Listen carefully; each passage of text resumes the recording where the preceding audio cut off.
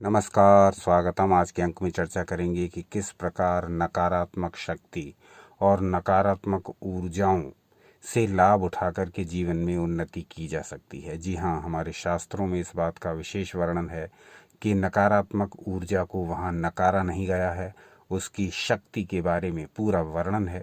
नकारात्मक शक्ति, नकारात्मक ऊर्जा, नकारात्मक लोग हमारे ऊपर पूरा प्रभाव डालते हैं।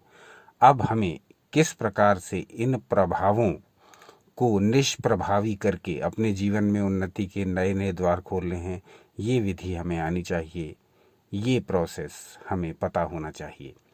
तो ऐसी कौन सी विधि है जिसके द्वारा हम समस्त प्रकार की नकारात्मक भावनाओं को दूर करके अपने जीवन में निरंतर उन्नति पा सकते हैं? शास्त्रों में हर बात का समाधान है। आपने देखा होगा कि आपके जीवन के प्रत्येक कार्य में, आपके जीवन के प्रत्येक मार्ग में, आपके जीवन के प्रत्येक मोड़ पर आप हमेशा नकारात्मक शक्तियों से, नकारात्मक व्यक्तियों से, नकारात्मक भावों से भरे रहते हैं, मिलते रहते हैं, उनके संपर्क में आते रहते हैं। तो नकारात्मक शक्ति की स्वीकारता, उसके अस्तित्व को नकारा नहीं जा सकता। वो अपने आप में एक सकारात्मक शक्ति की तरह ही बहुत प्रभावशाली, बहुत ही इफ़ेक्टिव पावर है। उसका अपना स्थान है। शक्तियों के क्रम में यदि हम देखें तो सकारात्मक और नकारात्मक दो मुख्य प्रकार की ऊर्जाएं, दो मुख्य प्रकार की शक्ति ही हमें दिखाई देती हैं। तो हम जब शक्तियों की बात करते हैं तो सकारात्मक शक्तियां, हमें कहा जाता है कि हम हमेशा पॉजिटिव रहें, हमेशा पॉजिटिव सोचें। लेकिन तंत्र शास्त्रों में इसको बहुत बारीकी से पड़ताल की गई है इस विषय की। वहाँ नकारात्मक ऊर्जाओं को नकारा नहीं गया है। उनका जो स्थान है, उनका जो अस्तित्व है, उसको पूरी तरह स्वीकार किया गया है। और हमको वो विधि भी बताई गई है जिसके द्वारा हम नकारात्मकता को पूरी तरह समझते हुए फिर उसको कैसे बाहर करें और कैसे अपनी सकारात्मकता को बढ़ाएं, इसका पूरा वर्णन दिया हुआ है। आप कहेंगे तो इस विषय में विस्तृत वीडियोस शास्त्र प्रमाण सहित तैयार करेंगे और आपके समक्ष प्रस्तुत करेंगे। आज का जो अंक हमारा समर्पित रहेगा वो रहेगा कि किस प्रकार से हम झूठा ज्ञान, झूठे लोग, नकारात्मक लोग, हमारा बुरा चाहने वाले लोग, नकारात्मक भाव, नकारात्मक चिंतन, नकारात्मक सोच, नकारात्मक शक्तियाँ, नकारात्मक लोग, नकारात्मक कार्य और नकारात्मक विचारधारा, इन सब के संपर्क में रहते हुए भी अपने लक्ष्यों को प्राप्त कर सकते हैं, अपनी उन्नति निरंतर कर सकते हैं और अपने जीवन को बहुत ही आनंदमय बना सकते हैं। तो हम तंत्र शास्त्र में किसी भी बात को नकारा नहीं गया है, बल्कि प्रत्येक बात का विश्लेषण किया गया है। यह हमारा दुर्भाग्य है कि हमारे विद्यालयों में इस प्रकार की शिक्षा नहीं दी जाती है। परंतु हमारे चैनल का ये उद्देश्य है कि जो भी शिक्षा नहीं दी जाती है, हम वो ढूंढ ढूंढ कर लाएं और आपके समक्ष प्रस्तुत करें और उनको अपने विचारों के अनुसार आपके समक्ष रखने का प्रयास करें। फिर आप अपने विवेक के अनुसार उनको अपने दैनिक जीवन में प्रयोग करें। सीधे आ जाते हैं विषय पर। आज का जो वीडियो केंद्रित रहेगा वो शिव दृष्टि नाम के ग्रंथ पर केंद्रित रहेगा, जहाँ से हमने 2 श्लोक लिए हैं। पहले हम इन श्लोकों को लेंगे और इसके पश्चात चर्चा करेंगे कि किस प्रकार से हम समस्त प्रकार की बुराइयां, समस्त प्रकार के मिथ्या ज्ञान और समस्त प्रकार की नकारात्मकताओं के बीच में रहते हुए भी अपने जीवन को निरंतर ऊंचाइयों की ओर ले जा सकते हैं और किसी भी प्रकार की नकारात्मकता, किसी भी प्रकार की नेगेटिव फोर्सेस हम पर कोई भी प्रभाव नहीं डाल पाएंगी। तो आ जाते हैं सीधे शिव दृष्टि के श्लोकों पर, जो आपकी स्क्रीन पर प्रदर्शित हो रहे हैं। देखते हैं यहाँ कहा गया है, सर्वभावेषु चिद्व्यक्तिः स्थितैव परमार्थता मिथ्याज्ञाश विकल्पानां सत्वं चिद्व्यक्तिशक्तता विद्यते तत्तदत्रापि शिवत्वं केन वार्यते इति वेदेषु सत्यत्वं स्थितमेव चिदुद्गमात्। अब इसका अर्थ समझ लेते हैं और फिर इस वीडियो में इस इन श्लोकों का प्रयोग कैसे होगा, इस पर चर्चा करेंगे। तो सीधे इसका अर्थ समझ लेते हैं। यहाँ कहा गया है शिव से भिन्न कुछ भी नहीं है, यानी संपूर्ण संसार शिवमय है।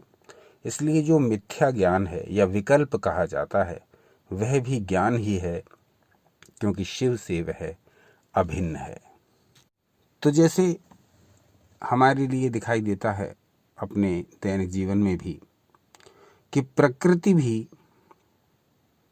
अलग अलग प्रकार से हमें इन फोर्सेस के प्रति अवेयर करती रहती है। दिन होता है तो हम लाइट प्रकाश के संपर्क में आ जाते हैं, अब रात्रि होने लगती है, अब हम अंधकार के संपर्क में आते हैं। उसी प्रकार से सुख दुख, हानि लाभ, यश अपयश, जय पराजय, ये नित्य प्रति हमारे जीवन में घटित होते रहते हैं। सकारात्मकता और नकारात्मकता से हम लगातार परिचित होते रह सकते हैं। तो तंत्र शास्त्रों में ये स्पष्ट कर दिया गया कि सकारात्मक शक्तियों और नकारात्मक शक्तियों, ये दोनों का हमारे जीवन में प्रभाव बना रहता है। अब ये स्पष्ट हमें करना है कि किस मार्ग पर हमें चलना है। जो लोग नकारात्मक शक्तियों के प्रति आकर्षित होते हैं वो अलग अलग प्रकार से अलग अलग राहों की ओर अलग अलग जीवन में क्षेत्रों को पकड़ लेते हैं, और वो क्षेत्र उनके होते हैं क्राइम से संबंधित। तो उनको लगता है कि ये पूरा जीवन नकारात्मक फोर्सेस से ही संचालित है और नकारात्मक फोर्सेस ही उन्हें आकर्षित कर लेती हैं, और ऐसी निगेटिविटी की ओर कदम बढ़ाते हुए वो नशा, वो क्राइम, वो हर उस कार्य की ओर मुड़ जाते हैं जो समाज की दृष्टि से पूरी तरह गलत है। और जो लोग सकारात्मक शक्तियों की ओर आकृष्ट होते हैं वो जीवन में उन्नति करते जाते हैं, समाज में प्रतिष्ठा प्राप्त करते हुए। तो ये हमें अपने विवेक से सोचना है कि हम किन फोर्सेस के अधीन होना चाहेंगे, हम किन शक्तियों से प्रभावित होना चाहेंगे, हमारा जीवन किस ओर जाएगा, यह पूरी तरह से हमारे विवेक पर निर्भर है। इस दुनिया में, इस संसार में सकारात्मक और नकारात्मक दोनों ही फोर्सेस अपना अपना काम निरंतर करती रहती हैं। ये हमें अपने विवेक से निर्णय लेना है कि हमें किस ओर जाना है। तो आज का ये जो प्रयोग है ये इस प्रकार का प्रयोग नहीं, ये इस प्रकार की कोई ध्यान विधि नहीं है जो एक एकांत स्थान पर बैठ जाएं, शांत स्थान पर बैठ जाएं और तब ध्यान करें। ये तो आज की जो विधि बताई जाएगी ये तो सतत चलते रहने वाली एक प्रक्रिया है। इसको आपको डेली करना है, इसको अपने दैनिक जीवन में अपनाना है। तो इसमें करना क्या है, जब भी आपके जीवन में कोई नकारात्मक भाव आए, नकारात्मक चिंतन आए, किसी भी प्रकार की नेगेटिविटी आए, किसी भी प्रकार की ऐसी नकारात्मक सोच आए, नकारात्मक शक्तियां आपको घेरने लगें, नकारात्मक लोग आपको परेशान करने लगें, नकारात्मक कार्य आपके इर्द गिर्द घटित हो रहे हों, नकारात्मक विचारधारा से आप प्रभावित हो रहे हों, तब आप क्या करना प्रारंभ करिए, इनको ऑब्जर्व करिए, इनका निरीक्षण करिए, देखिए कि क्या घटित हो रहा है और होना क्या था। यानी इसमें जो मेरी उन्नति का मार्ग है वो कहाँ है। ये जो नकारात्मकता है कहीं ये मुझे ही तो दूषित नहीं कर रही, कहीं ये मेरा पूरा जीवन ही तो बर्बाद नहीं कर देगी।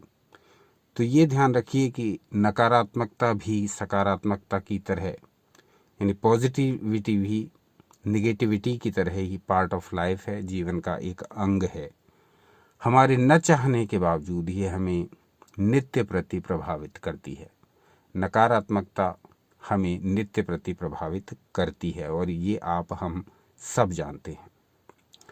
तो हमें अपने दैनिक जीवन में करना क्या है, जैसे भी हमें कुछ ऐसा लगे जो नकारात्मक हो, जो निगेटिव हो, जो हमें स्पष्ट अंतरात्मा से लगे कि हाँ ये तो नकारात्मक है,